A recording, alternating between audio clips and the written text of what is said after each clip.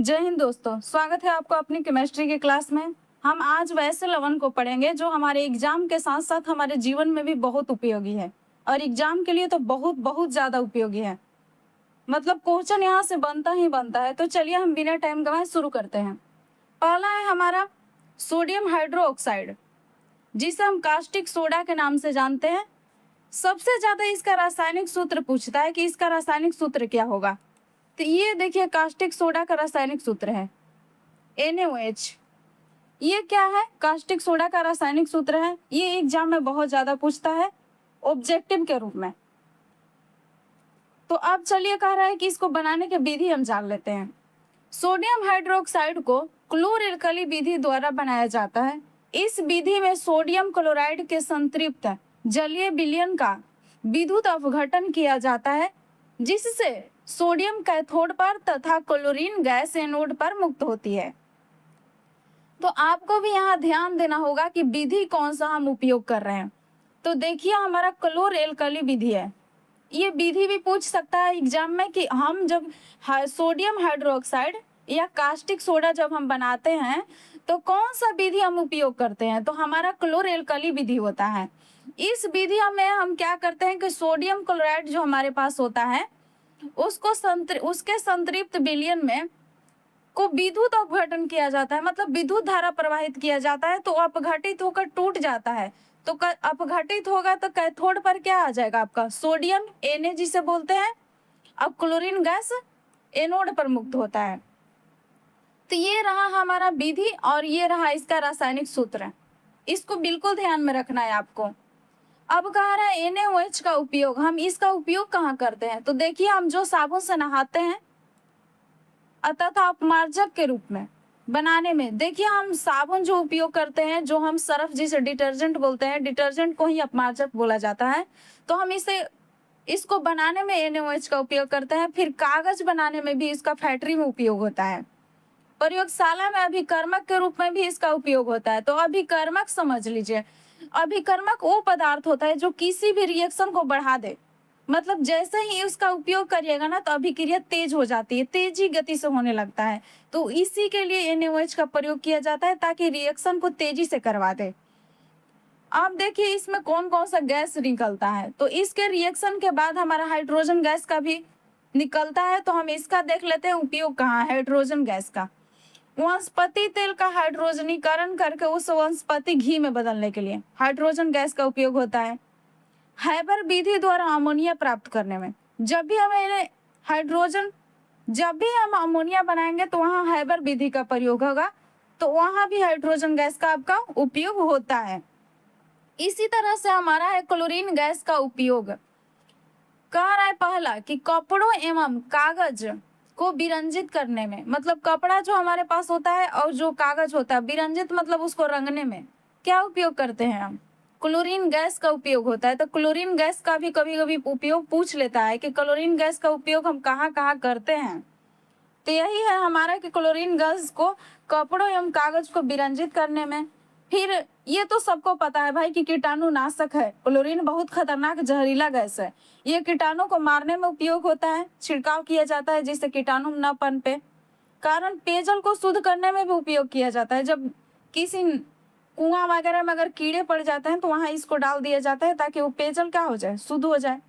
फिर विरंजक चूर्ण के रूप में इसका उपयोग किया जाता है। चलिए हम आगे देखते हैं इसको कि और कहाँ कहाँ हम क्या क्या चीजों का उपयोग करते हैं। आगे है हमारा सोडियम बाइकार्बोनेट या सोडियम हाइड्रोजन कार्बोनेट, जिसे हम क्या बोलते हैं? खाने वाली सोडा, खाने का सोडा। देखिए इसका सबसे महत्वपूर्ण है कि इसका रासायनिक सूत्र आपको याद रखना है NaHCO3, जो हम खाने में उपयोग करते हैं, खाने का सोडा। सोडियम बाइकार्बोनेट को खाने का सोडा भी कहा जाता है। इसे खाने का सोडा भी कहते हैं, जो हम देखते होंगे बेकरी वगैरह में यूज करते हैं। घरे कोई चीज बना के अगर फूल नहीं रहा है तो उसको फुलाने के लिए, पूड़ी कचौड़ी या फिर मिठाई वगैरह में। इसे प्राय अमोनिया सोडा विधि या साल्वे विधि द्वारा प्राप्त किया जाता है। इसको देखिए बनाने वाला विधि बहुत जरूरी है। आप लोग ध्यान में रखिएगा कि कौन विधि से बनता है ये। तो इसके लिए अमोनिया सोडा विधि या साल्वे विधि द्वारा इसे तैयार किया जाता है। अब कह रहे हैं कि अमोनिया सोडा विधि है क्या? तो अमोनिया गैस से संतृप्त सोडियम क्लोराइड यहाँ ध्यान दीजिए, सोडियम क्लोराइड के संतृप्त जलीय विलयन में कौन सा गैस डाल रहे हैं हम? कार्बन डाइऑक्साइड गैस प्रवाहित करने के फलस्वरूप सोडियम बाइकार्बोनेट बनता है। देखिए आपके पास अमोनिया गैस है, संतृप्त सोडियम क्लोराइड गैस है, जो क्लोराइड के संतृप्त जलीय विलयन, इसका जलीय विलयन है जो सोडियम क्लोराइड के जलीय विलयन में अमोनिया गैस प्रवाहित करेंगे, उसके साथ कार्बन डाइऑक्साइड गैस भी डालेंगे उसमें, तब हमारा क्या बन के निकलेगा? वहां से सोडियम बाइकार्बोनेट बन के आएगा, जिसे हम खाने वाली सोडा के नाम से जानते हैं। देख लीजिए रिएक्शन, यहाँ NaCl प्लस में NH3, ये है अमोनिया का फॉर्मूला। इसमें कार्बन डाइऑक्साइड को प्रवाहित करेंगे और जल इसके साथ रहेगा, मतलब जलीय विलयन है, तो आपको मिलेगा NaHCO3 प्लस में NH4Cl। तो यही आपका जो दिख रहा है NaHCO3, यही आपका खाने वाली सोडा मतलब बेकिंग सोडा है।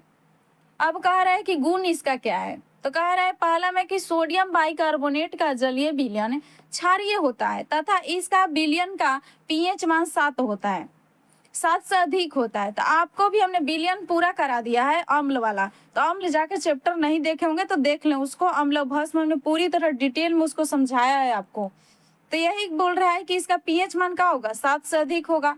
कहे कि कैसा होता है? क्षारीय होगा, तो क्षारीय हमेशा 7 से अधिक ही pH मान होता है, जो हम बोलते हैं कि ये क्षारीय है, क्योंकि 7 पर कोई विलयन उदासीन होता है। आगे देखिए, आगे हमारा है NaHCO3 अम्लों को उदासीन करता है। इसके गुण में, ये तो पहला गुण में था कि ये क्षारीय होता है भाई, इसका pH मान 7 से अधिक होगा। दूसरा गुण में NaHCO3 अम्लों का उदासीन करता है, अम्ल से जब भी रिएक्शन करेगा उसको न्यूट्रलाइज कर देगा, उदासीन करता है, तथा अभिक्रिया का फलस्वरूप CO2 गैस मुक्त होता है। कौन सा आपको गैस निकलेगा? CO2 गैस निकलेगा। तो आप यहाँ रिएक्शन देखिए कि रिएक्शन क्या है, NaHCO3 प्लस में HCl। देखिए अम्ल से रिएक्शन करा रहे हैं हम, तो इसको न्यूट्रल करेगा, तो आपको बन के आएगा क्या?